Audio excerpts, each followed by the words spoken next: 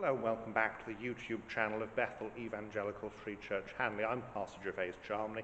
This is another historic church in Lincolnshire. I know I said with the last one that it would be the last in that day's travel up the cliff towards Lincoln. I then realised that I was only 1 mile from the next church, and that is this one, which is St. Peter's, Navenby. It has a history that dates back to the Anglo-Saxon period, although what we see today is predominantly 14th century and Victorian. The tower had a bit of a problem, which is that it fell down twice. Once in 1598, and then again in the 1720s, at which point it was rebuilt in a rather utilitarian style, shall we say, but in a manner that they felt that this is not going to fall down again, because if it falls down, it fell on the nave, and you can have a tower and spire comes down, it can destroy the entire church, and so you want to keep it from doing that.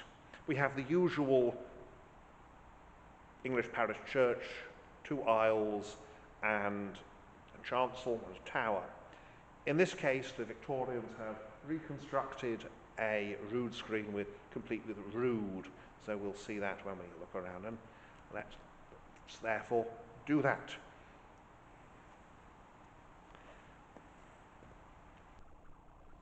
As usual, then we start in the tower. I misspoke when I referred to when the 18th century tower collapse was. It was in fact in 1797, so the tower that's built around 1600 lasts for almost 200 years and then gives up and falls on the church. We look east here. The church is much rebuilt in the 14th century by William Harloxton, who is Lord Chancellor. And there's then been a massive and very plush, actually, Victorian restoration. You can just see there, look at that roof here. Now, there are 2 fonts. This is a member of the 2-font club. This is the medieval font here, very plain. And then behind me, so here we are now, this is the Victorian font, which is not very plain.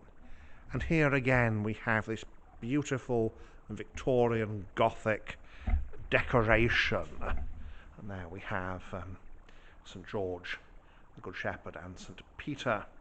So I'll just pull back a bit so we can get the font cover as well as the font. So there we have it, font cover as well as font, very elaborate. North aisle, not a lot of memorials, but again we have, and I suspect that the lower stuff here, yes, in fact you can just see, look at that, where this modern white paint has been, or off-white paint has been scraped off, and you can see the red Victorian underneath. So thankfully no one has done that with the roof, but I suspect it would have been much more elaborate. Here we have these clustered columns over there, and here even more clustered columns and even more clustering. You can see the rood stair here, and this is the Lady Chapel with the Mothers at Union banner. Very common, of course. The MU, Mothers Union, has representation in the Lady Chapel. The pulpit is 17th century and quite narrow. You can tell it's 17th century by the decoration, probably early 17th century, because James I is the first monarch to say every parish church has to have a pulpit. Before then they're optional. And just look down the aisle here, and here we are. And here we have the Royal Arms there. Fear God, honour the Queen. Anthony Fountain, Church Warden. To see, there's a date there, but given it's a Queen, it's got to be Queen Anne from the arms, so that'd be Queen Anne. Yes, Semper Eadem, forever the same. That is Queen Anne's motto. So it's things to look out for. Semper Eadem, always that's Queen Anne. Has nothing to do with the Church of Rome using the same motto. And here we are, because the chancel is the big bit. This is beautiful, beautiful, decorated 14th century work.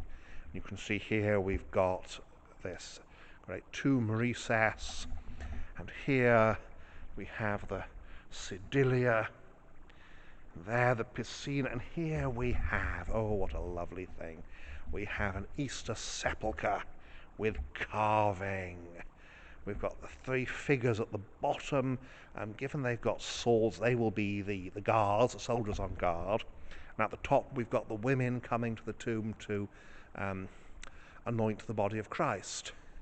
It would have been painted, gilded, absolutely gorgeous. Still is absolutely gorgeous. Would have been even better, because as you can see, the figures have been defaced. Looking west, obviously the rood is a Victorian restoration, but it gives a good idea of what would have been there. I had forgotten the Easter Sepulchre here, and it is one of the really good ones. No stained glass in the chancel to distract us from the carving. Of course, they would have been originally. And we look west there, big chancel, again because there's a Lord Chancellor of England involved. Easter Sepulchre there's the soldiers at the bottom. And here we just go a bit closer and we see the women at the top. And then of course that is where the consecrated host would have been put on Good Friday and the quote-unquote resurrection then on Easter Sunday. So that's the inside, and as you can see, the chancel is the great gem here, with all this beautiful carving, quite similar to that at Claypole nearby. And so we proceed west again through the screen and have to make sure we take a look at that. The organ there off on the south side, I think gorgeous, and of course this lovely spring day, sunshine outside, one of the best times to visit a place like this. It's about 4 o'clock, so we are towards evening, and the day is fast spent, and you can see there is the rood stair, and it then just continues upwards to give access to the roof. So let's have a look outside then. And so here we are outside at Navenby. We are by a relatively minor road, but still there's a road, so that's where the car's going past. And you can see here, again, very typical architecture of the period. And then we have this 1800 odd West Tower that is not the most attractive, but it has the great advantage. It has never fallen down, unlike either of the previous towers. And then the beautiful chancel behind me. So we'll have a look around, and of course the usual concluding words. So let's do that. So here we are. We've got the war memorial here by the gate, and there we are, the massive decorated chancel. You can see the reticulated tracery. Reticulated means net-like. Contrast that with the wide tracery in the aisle.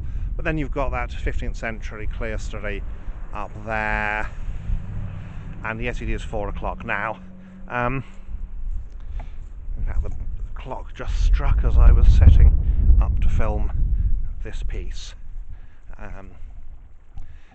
Catwalk is the little footpath down the end here, so that is catwalk.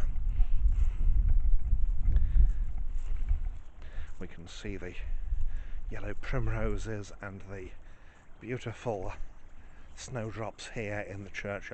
Not a lot of space on the north side. That's not uncommon. The church here, in fact, the site is fairly constricted.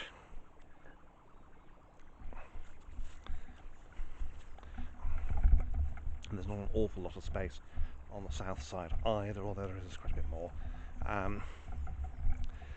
There's where the rude stairs go. Priest door there. And it's a bit muddy underfoot. It's been raining here. So this is just the very beginning of March. And here we go past side. I get down to the tower because I said this tower's interesting because it's been rebuilt twice. So the lower part is medieval, but the upper part is not, because of the two times it fell down. To be fair, certainly. Well, to be fair, the site is a little bit difficult. We are on the edge. I mean, the cliff goes that way. We're on the edge of the hill, and the hill then slopes down. And you can see here we've got the lower part, which is medieval, and then it goes up then to that rather plain Georgian top. But absolutely necessary, because you can't have your church tower falling down. And it's held up now for more than 200 years. So it's lasted longer than the last